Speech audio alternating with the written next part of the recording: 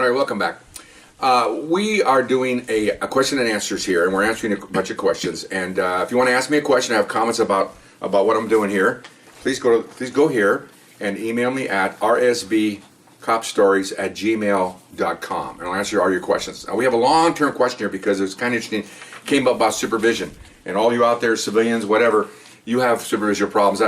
We have over 80 of these now, not just supervision stories. We have my career coming up, but pretty much all supervisory questions, good answers, good, bad, and whatever.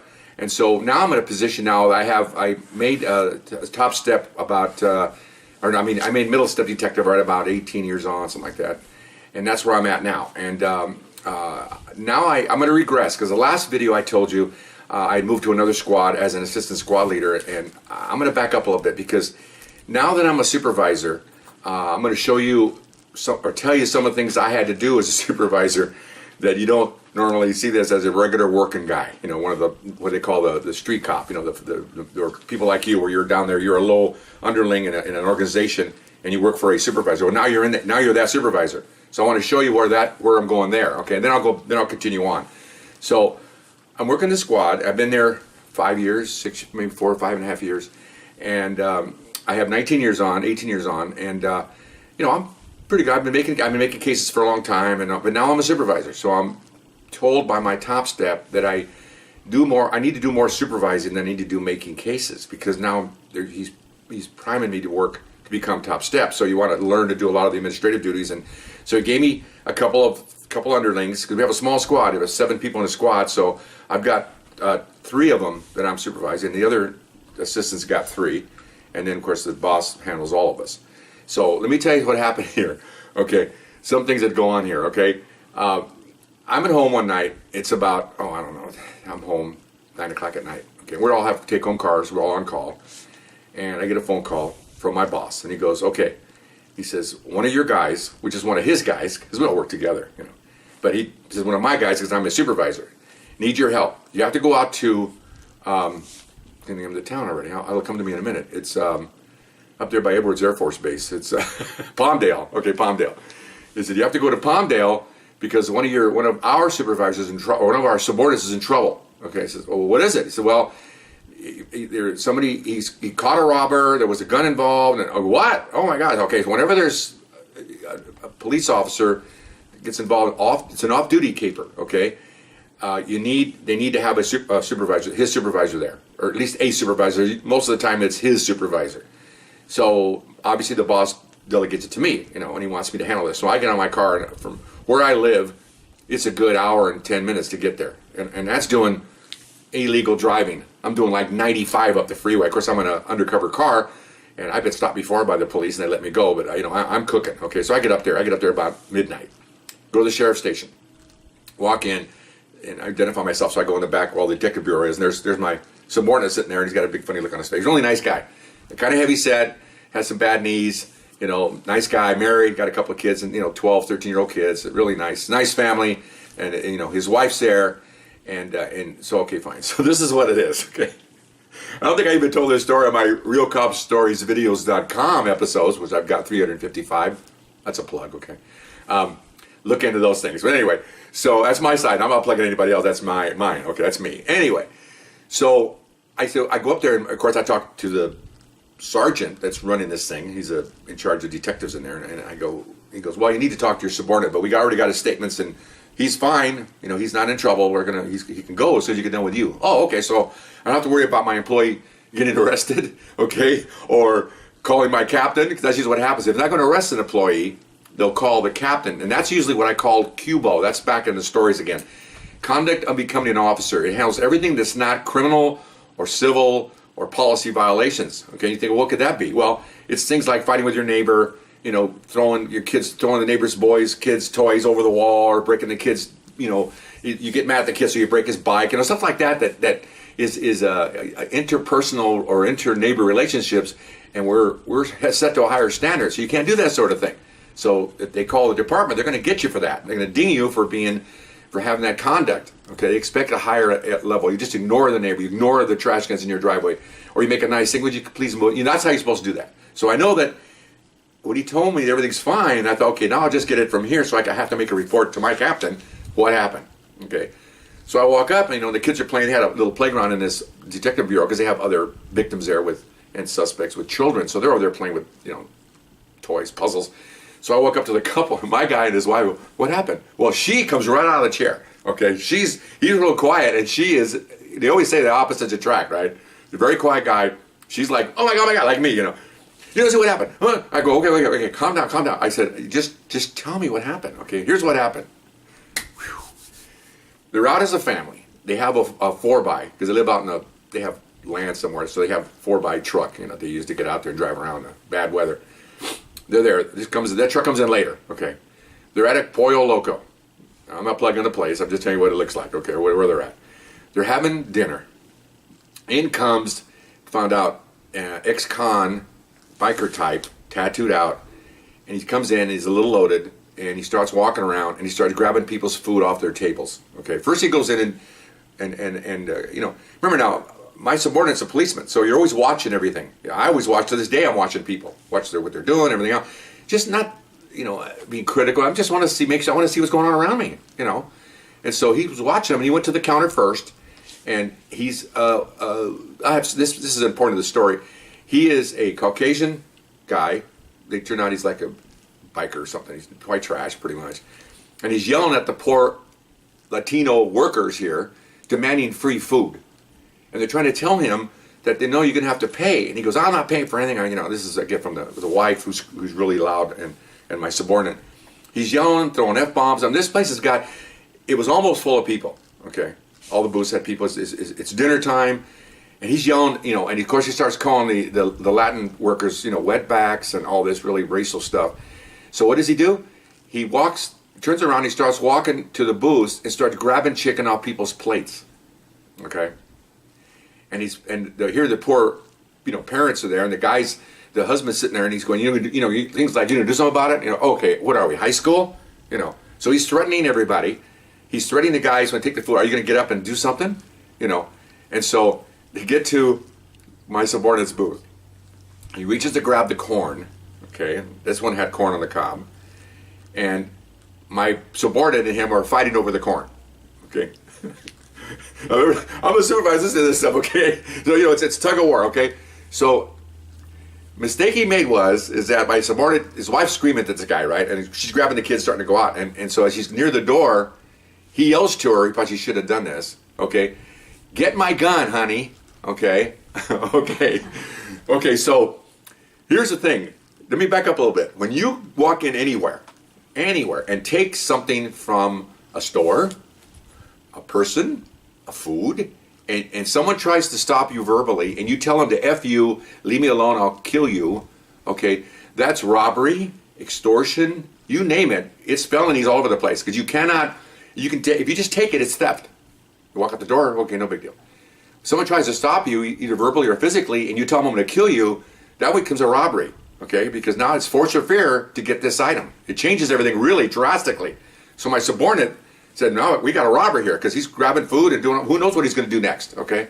And he has one typical, you know, got the wallet with the chain, 'cause that's all the guy, got a wallet with the chain attached. He's got a buck knife holder. Well, see, he's a little high, so we could pull that knife out. Who knows what he could have done? So she runs with the kids towards this 4x. Here's where the 4x comes in, okay? He sees that, and he realizes that she's going to get a gun, so he chases my subordinate's wife. Okay, and everybody's screaming in there. Okay, and everybody's yelling. And my subordinate has I told you he had bad legs. He had one bad knee, so he gets up because he's off work for a couple of weeks because he got a bad knee.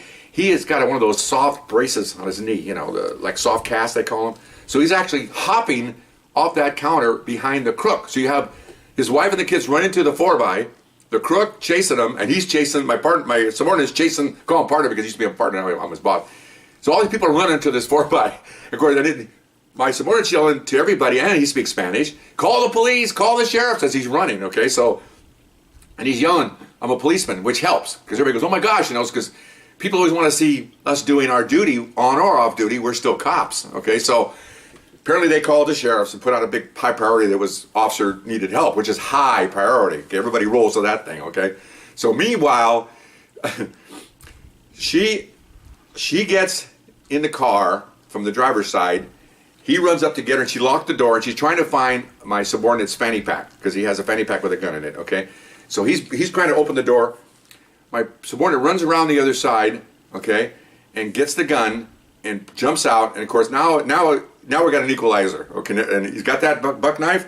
Well, I've always said, never bring a knife to a gunfight, okay? So my partner's got a gun. Get on the ground, you a-ho. Now he's throwing F-bombs, okay? So remember, the people come out of the store, they're all watching this. This is live, cops right in front of them, So he gets down, like now my subordinate's doing like police work. Get on the ground, put your hands behind your back, and the guy's laying there. Well, now he has no handcuffs. He told me I could hear the sirens coming. I could hear a chopper coming. So cavalry is coming. So he says, okay, so I've got him down, holding him down. I hear the 4x fire up, okay? What the hell is that all about? She drives over him. Now, she didn't run over him, but she did run over him, okay? Does that make sense? In other words, the wheels didn't go over his body, but the whole vehicle went over the top of him. So he's underneath the engine, okay? It's raised up, but it's never raised up whenever he can get up. It's raised up where you don't run over him to hurt him.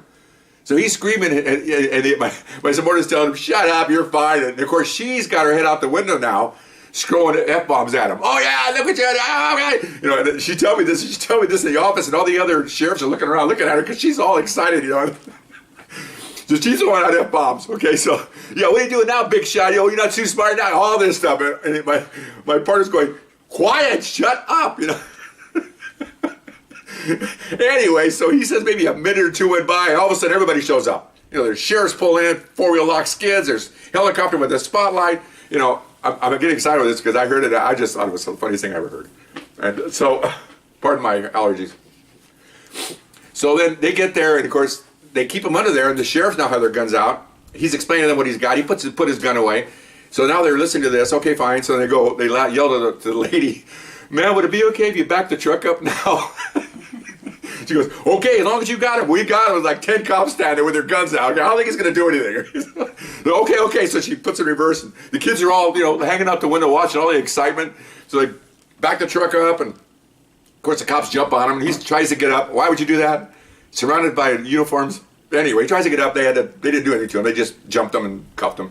Meanwhile, all the people are clapping and cheering, and the Pollo Loco people are there. They're all excited, and he walks over to make sure they're okay, because, we're still cops. He's off on a work thing with his knee I think he was off for about a month.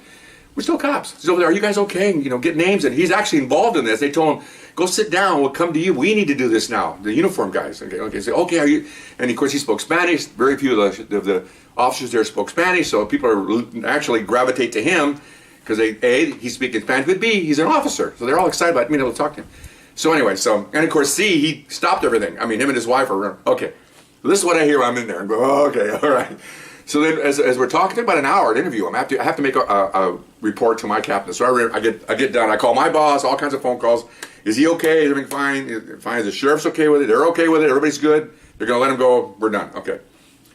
And then here I see some guy in a suit come in with like a couple of people in Pollo Loco uniforms. Okay. Somebody calls somebody, and here comes the L.A. County Northwestern District Pollo Loco Vice President of whatever his title was.